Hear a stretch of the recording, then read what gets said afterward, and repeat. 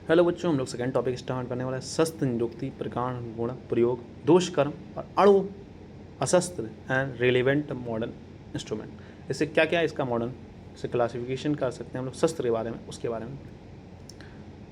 शस्त्रम ही शरीर हिंसकम इति, अर्थात जिसके कारण शरीर में हिंसा की जाए या शरीर को कष्ट या पीड़ा दिया उसे शस्त्र कहा जाता है।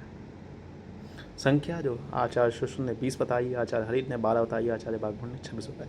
संख्या आपके पेपर में जो है एमसीक्यू बढ़ गया है, तो इस एमसीक्यू में इनकी संख्याएं पूछी जा सकती हैं। ठीक है, 20 बैच में था ऐसा कि 2 नंबर का क्वेश्चन आता था, तो उसमें नॉर्मली एमसीक्यू आपके में एमसीक्यू पॉइंट ऑफ व्यू से आएगा तो संख्या भी पूछ सकते हैं। ठीक है,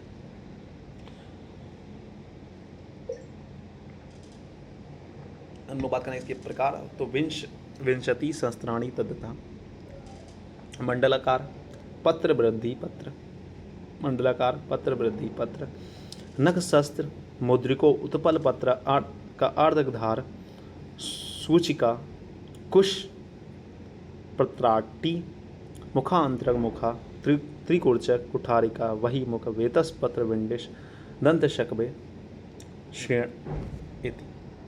कौन कौन से 20 नाम बताए गए हैं? मंडल आग्रह, नख शस्त्र, अर्धधार, अटीमुख, त्रिकुर्चक, आरा, दंत शंकु, करपत्र, मुद्रिका, सूची। शरारी मुख, कुठारिका, वेतसपत्र, ईशाणी, वृद्धिपत्र, उत्पल पत्रक, कुशपत्र, अंतर्मुख, व्रीहिमुख और वैडिश। ठीक है, इन सब के बारे में जो भी ट्रिक अगर मुझे मिल जाएगी, कहीं से ढूंढूंगा, मिल जाएगी तो आप लोगों को वीडियो बना के भेज दूँगा। ठीक है, अब इन सबको डिटेल में हम लोग पढ़ेंगे। ठीक है, एक एक।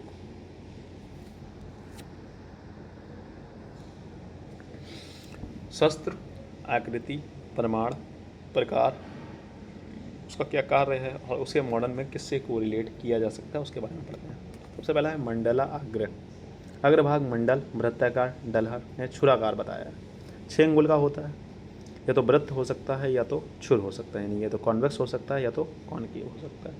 कार्य है इसका छेदन और लेखन, सर्कुलर नाइफ से कोरिलेट इसे किया जा सकता है। करपत्र जो होता है वो खरधार का होता है, 6 अंगुल का ये भी होता है। प्रकार इसके नहीं स्पेसिफाई किए गए, छेदन और लेखन और बोन सॉकेम, दराती के टाइप का कह सकते हैं। बात करेंगे वृद्धि पत्र की, तो छुरा आकृति का होता है, 6 अंगुल, अक्षीगत और प्रयतागत, यानी छेदन भेदन स्कैल्पर से इसे कोरिलेट कर सकते हैं।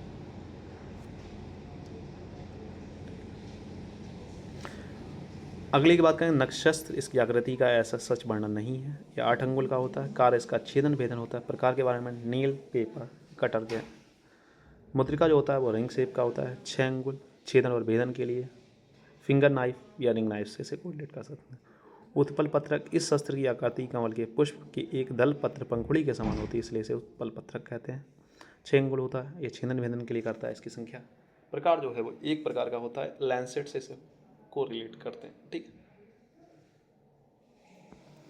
अर्धधार, आधी धार तीक्ष्ण और आधी धार रहित होता है, 6 अंगुल का होता है। छेदन भेदन, सिंगल एज्ड नाइफ, मतलब एक साइड धार होगी चाकू में जो नॉर्मली हम लोग यूज़ करते हैं, और एक साइड धार नहीं होगी, सिंगल एज्ड। सूची, 3 अंगुल मुड़ी हुई, 6 अंगुल इसके प्रमाण होता है। C1 भेदन विस्तारण, वृता अंगुल द्वयम आयत त्रिंगुला, मतलब सूचरिंग नीडल, मतलब जो जिस नीडल से हम लोग सूचरिंग करते हैं उसके बारे में यहाँ पर वर्णन। कुशपत्र मतलब दर्पपत्र सदस्य होता है, 6 अंगुल, विस्त्रावण, विस्टॉक मतलब इसे विस्टॉक से कोरिलेट कर सकते हैं। अगला है आटीमुख, जलवर्धनी सदृश नमक पक्षी के सदस्य होता है, 6 अंगुल प्रमाण होता है। विस्त्रावण, इसकी संख्या 1 बताई गई, इसे हॉकवेल सीजर से कोरिलेट किया जा सकता है। इसके बाद बढ़ते हैं शरारी मुख, लंबे चोंच वाले पक्षी के सदृश होता है, इसका मतलब जो प्रमाण है वो 10 अंगुल है। विस्त्रावण के लिए और इसकी एक प्रकार का होता है, पेयर ऑफ सीजर से इसे कोरिलेट कर सकते हैं हम लोग। अंतर्मुख, भीतर से धारयुक्त होगा, 6 अंगुल। विस्त्रावण के लिए कर्ड बाइस बिस्कॉट्स कॉर्टी स्कॉची। त्रिकुर्चम, पृष्ठ में 3 तेज धार वाली छुरियां लगी हुई होती हैं। 6 अंगुल विस्त्रावण, थ्रॉकर से इसे कोरिलेट कर सकते हैं। कुठारी के समान होगा। 6 अंगुल वेधन, एक्स शेप्ड नाइफ से कोरिलेट किया जा सकता है इससे। उसका बात करेंगे हम लोग शस्त्र। व्रीहिमुख धान के चावल के समान होगा। 6 अंगुल प्रमाण होगा, वेधन के काम में आता है। ट्रॉकर से इसे को रिलेट कर सकते हैं। आरा लंबा त्रिशृंगा शस्त्र होगा। 6 अंगुल प्रमाण होता है, वेधन। ठीक है। इसकी बेतसपत्र के सदस्य होता है, इसका 6 अंगुल प्रमाण होता है, वेधन। नैरो ब्लेडेड नाइफ से को रिलेट कर सकते हैं। वडिश तीक्ष्णगत मछली पकड़ने वाले कांटे के समान होगा। 6 अंगुल प्रमाण होगा। आहरण किसी चीज़ को निकालने के लिए इसे इसके नुक से रिलेट कर। स्वाजत और नान्यताजत। दंत शंकु तीक्ष्ण शंकु 6 अंगुल का प्रमाण होता है, इसका आहरण काम में आता है, निकालने में चीज़ों को। 1 अंगुल टूथ स्केलर कहते हैं इसे। एषाणी कुठित मुख का होता है। 8 अंगुल प्रमाण होता है। एषण चरक ने 2 प्रकार का माना है और शुष्ण ने 3 प्रकार। मृदु कठिन शुष्ण ने। तीक्ष्ण गंडुपाद और प्रबपत्र मुखी के नाम से जाना है। शस्त्रों का प्रमाण नव शस्त्र एषण 8 अंगुल, शरारी मुख 10 अंगुल और शेष सभी यंत्र जो हैं वो 6 अंगुल हैं। ठीक है। अगर ये सबका समरी है। नव शस्त्र एषण जो नख शस्त्र एषण 8 अंगुल है, शरारी मुख हैं वो 10 अंगुल है, बाकी जितने भी हैं वो सब 6 अंगुल हैं।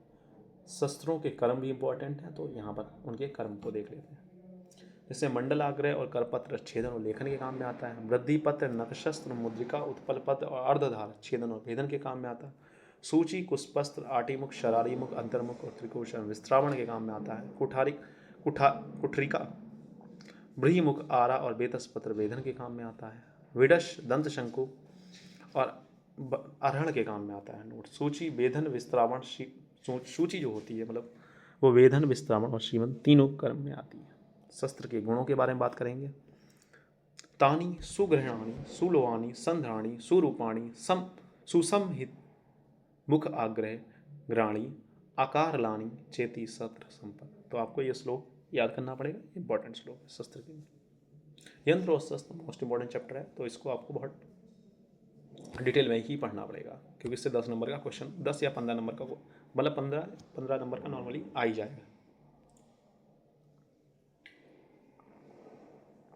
सुग्रहणानी मतलब भली प्रकार से पकड़ा जा सके, मतलब शस्त्र के प्रकार का ही है लगभग। सुलोहानी उत्तम या तीक्ष्ण धातु से बना हुआ होना चाहिए। सुधारानी उत्तम धार से युक्त हो। सुरूपाणी आकृति सुंदर हो। सुसमहित मुख ग्राणी अग्र तेज धार वाले भाग की आकृति उत्तम। आकार लानी यानी कि देखने में भयानक ना हो। शस्त्र के क्या क्या दोष हैं उनके बारे में देखते हैं। तत्र वक्रम कुष्ठम खंडम खरधारम अति स्थूलम अति तुच्छम अति दीर्घम अति हश्रम इति अष्टो शस्त्र दोषा। 8 प्रकार के शस्त्र दोष बताए गए हैं। कौन कौन से वक्र? शस्त्र के तीर्ण होने पर शस्त्र का सम्यक प्रयोग नहीं हो सकता है। कुष्ठ शस्त्र तीक्ष्ण धार वाला होना चाहिए, मतलब कम धार वाला नहीं होना चाहिए। खंड मतलब टूटा हुआ नहीं होना चाहिए। खरधार धार वाला ना हो, ठीक है, खरधार वाला ना हो, मतलब रफ मतलब धार हो एकदम स्मूथ हो, खरधार वाला ना हो। रफ मतलब मतलब किसी की धार जो बीच में अनकंटिन्यूस है वैसा नहीं। अति स्थूल आवश्यकता से अधिक बड़ा मोटा और भारी नहीं होना चाहिए। अति तुच्छ बहुत ज़्यादा हल्का भी नहीं होना चाहिए। अति दीर्घ बहुत बड़ा भी नहीं होना चाहिए और बहुत छोटा भी नहीं होना चाहिए। शस्त्र धारा प्रमाण, तो शस्त्र धारा सुश्रुत और कौन कौन से काम में उनकी, अगर मसूर के दाने के समान है तो भेदन के काम में आएगा, और आधे मसूर के समान उसकी धार है तो लेखन के काम में आएगा। अगर कोशिकी के समान है तो वेधन और विस्त्रावण, और अर्ध कोशिकी तो छेदन के काम में आएगा। शस्त्र पहना विधि, शस्त्र निर्माण करते समय शस्त्र को गर्म पानी करके क्षार जल तेल में डुबाने की क्रिया को पहना कहा जाता है। तो शस्त्र पहना विधि क्या है?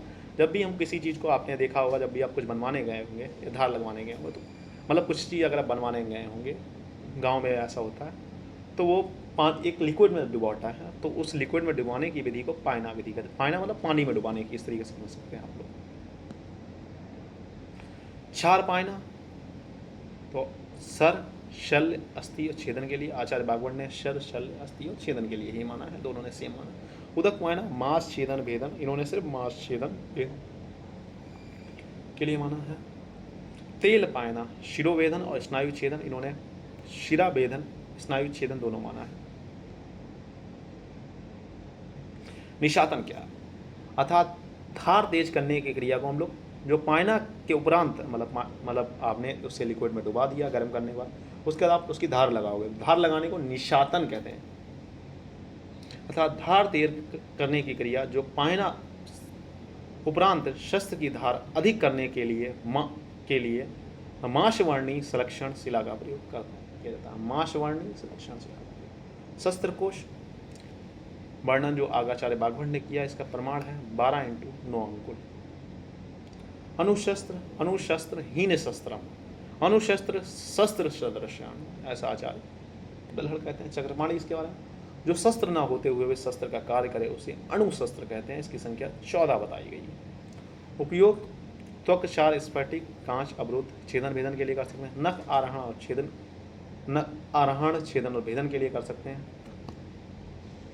गोजी हृत पत्रस्य,